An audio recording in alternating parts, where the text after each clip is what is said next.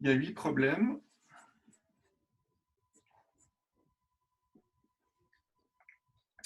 Et puis, non, il y a 10 problèmes, pardon.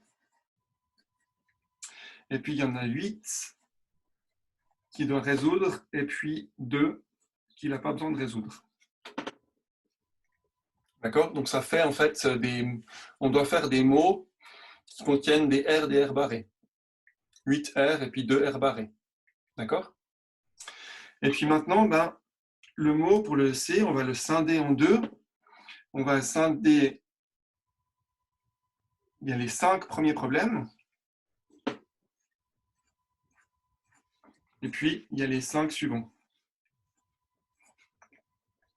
Et puis, on vous dit que ici, dans le début, pour les 5 premiers problèmes, il faut au moins 4.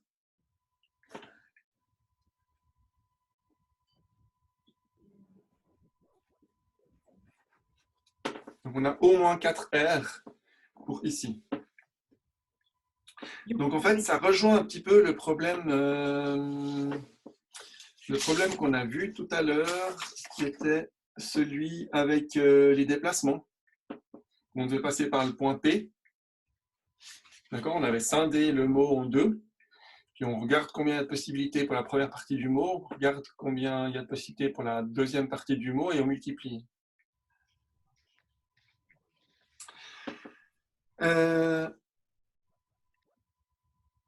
Donc, il faut juste que je sois... Parce que je suis vraiment live, donc je ne parte pas n'importe comment. Donc là, on va compter combien il y a de mots qui contiennent au moins un R. Au moins 4 R, pardon. Donc si on retourne la question, ça veut dire qu'on a au plus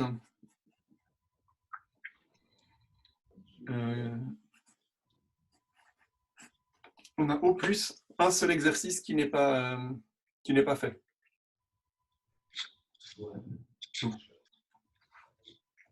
Donc on peut faire le nombre de... Je suis en train de me dire qu'il y a une manière plus simple de faire ça. Je crois qu'il y a une manière plus simple de faire ça.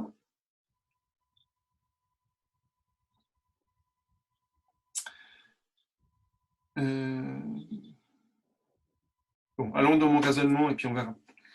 Donc on regarde le cas où il n'y a aucun exercice qui ne sont pas faits. Donc ça, c'est-à-dire qu'il y a 5 fois R. D'accord? Donc pour la première partie du mot, il n'y a qu'une seule possibilité. Vu que les... non, pardon, il y a 5 lettres. Non, c'est juste, il y a 5 lettres et je mets 5 R. Donc il n'y a qu'une seule possibilité, c'est il y a tous les R. Donc maintenant, il faut regarder sur l'autre partie, qu'est-ce qui reste?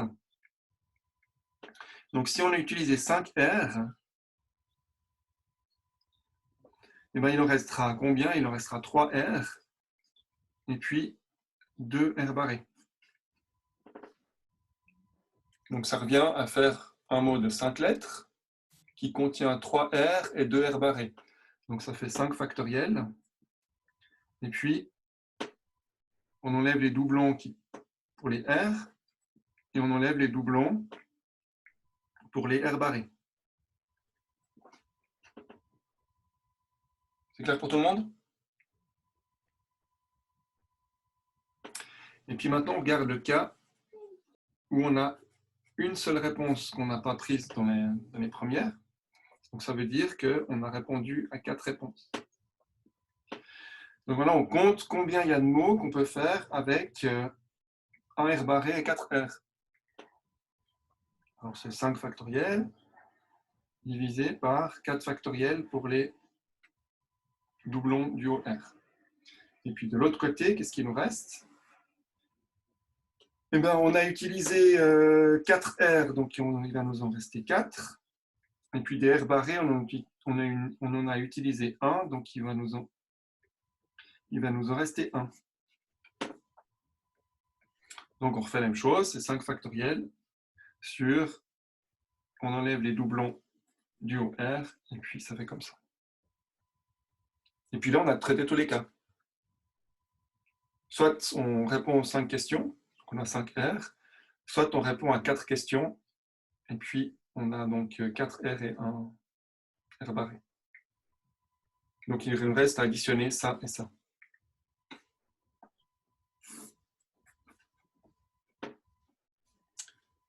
Est-ce que j'ai été clair ou pas?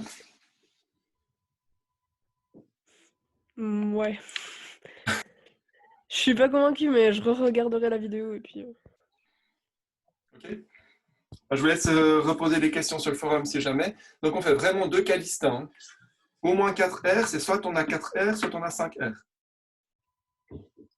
Si on a 5 R, ben, j'utilise tous les R ici. Une seule possibilité.